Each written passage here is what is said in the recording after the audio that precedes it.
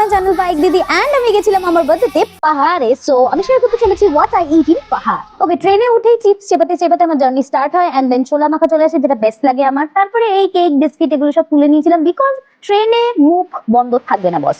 And then বাঙালির জান বাঙালির প্রাণ লেমন টি চলে এসেছিল, যদিও আমি চাষের মাছটা খাই না, বাট স্টিল খেয়েছিলাম, রিফ্রেশিং ছিল। এন্ড রাতের ডিনারটা রুটি আর আলুর দম দিয়ে একদম সর্টেড হয়ে গেছিল।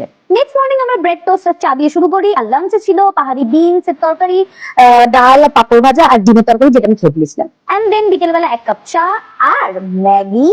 পাহাড়ের ম্যাগি नहीं खाया तो क्या खाया বাবু মশাই। And look at the view, oh my god, full sunset.